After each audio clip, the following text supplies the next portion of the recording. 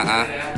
Nah, untuk diesel pump ini kita bisa operasikan dengan dua cara. Yang pertama dari panel DC itu hanya manual, dan yang kedua dari panel automatic diesel.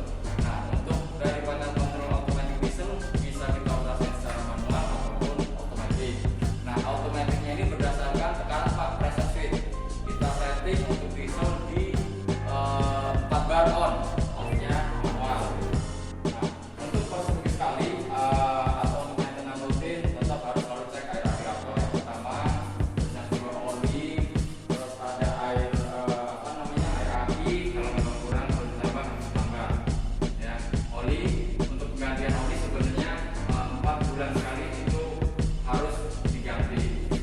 Itu SAE 40 medikan boleh lah medikan. Terus untuk operasionalnya, misalkan mau operasi dari panel DC manual ya, tinggal posisi on. Ada dua pilihan, start 1 boleh, start 2 boleh. Kalau start 1 tinggal tekan button hijau, start 1.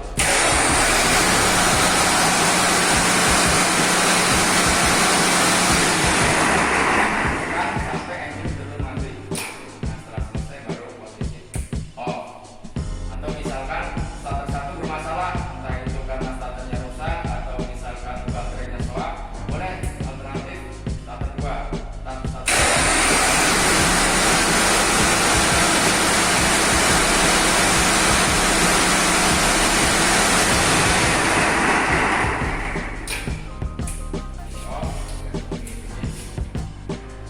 Nah, terus di sini ada indikator Pak Bayu.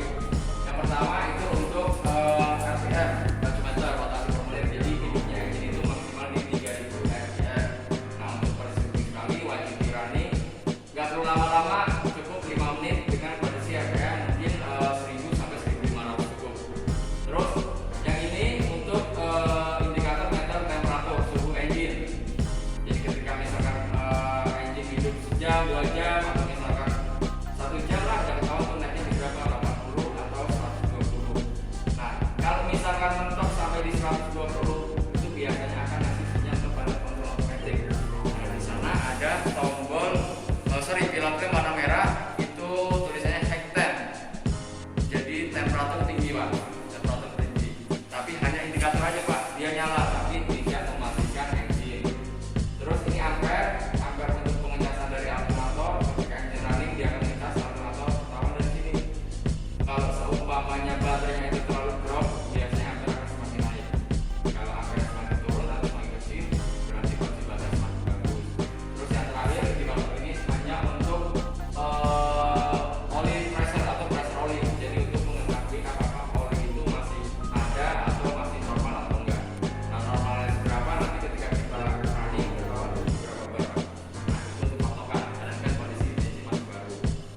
Nah, terus sekarang kita ke panel kontrol otomatiknya. Nah, di sini di pintu panel ini satu ada ampere Pak. Jadi ampere untuk pengecasan baterai 1, ampere untuk pengecasan baterai 2. Ini ada voltase baterai 1, voltase baterai 2. Nah, sama ampere semakin tinggi berarti kondisi baterai semakin drop. Nah, ini ampere semakin turun atau semakin nol berarti kondisi baterai semakin sudah full. Nah, di sini ada charger otomatis Pak. Jadi ketika engine off seperti ini, dia pindah pengecasan bukan dari alternator lagi, tapi dari charger otomatis. Nah, ini charger 1, ini charger 2-nya. Nah, ketika dia posisi blink warna hijau berarti kondisi masih ngecas. Tapi ketika sudah off mati berarti penuh. Nah, dia akan ngecas terus. Jadi ketika sudah penuh ya sudah cut secara otomatis, jadi aman. Terus yang selalu diperhatikan di dalam rangkaian panel kontrol ini, untuk timer nggak perlu dirubah-rubah.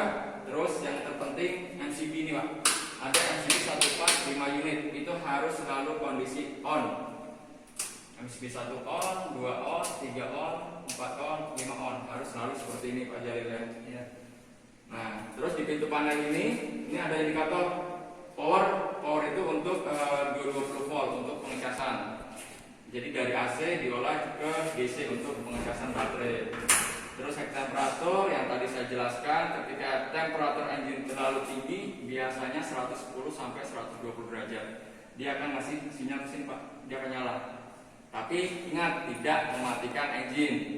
Terus Terus low oil ini ketika oli engine itu habis dia akan nyala, tapi kondisi engine running. Nah untuk normalnya ketika posisi M atau standby automatic dia memang harus nyala. Karena apa? Kondisi engine masih off, jadi oli itu adanya masih di bawah. Yang nggak boleh ketika engine running dia ikut nyala. Ini harusnya ketika engine running dia mati, itu normalnya Pak. Terus engine fail itu buzzer, jadi bunyinya tit tit tit tit tit. Nah dia akan berfungsi atau akan nyala ketika ada trouble di sistem otomatiknya. Nah biasanya trouble-nya itu hanya dua faktor. Biasanya hanya gagal starter Pak. Nah gagal starternya itu biasanya karena dua faktor. Satu karena baterainya lemah, yang kedua solarnya habis. Cuma dua faktor itu aja sebenarnya. Terus ini untuk start 1, start 2. Ini untuk selektor M, O, A. M itu mengoperasi dengan manual, O itu off, A itu automatic. Automatic berdasarkan pressure switch tadi berapa? 4 bar ya, 4 bar. Terus kalau Bapak mengoperasi manual, tinggal posisi M, manual, start 1 atau start 2. Untuk matinya cukup tekan tombol stop. Contohnya seperti ini. Start 1.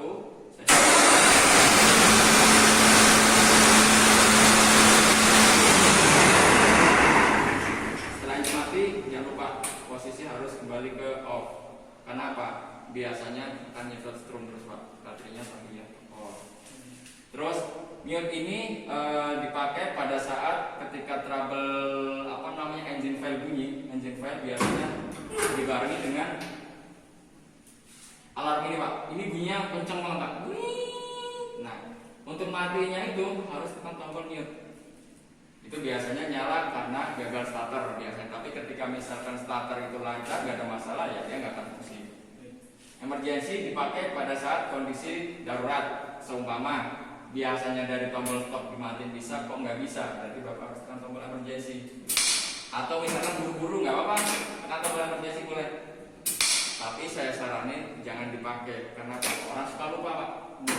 Ketika Bapak standby automatic, sedangkan emergency masih tekan, nggak akan fungsi. Tetap normalnya harus manual dari stop dari tombol stop. Nah, saya coba ya.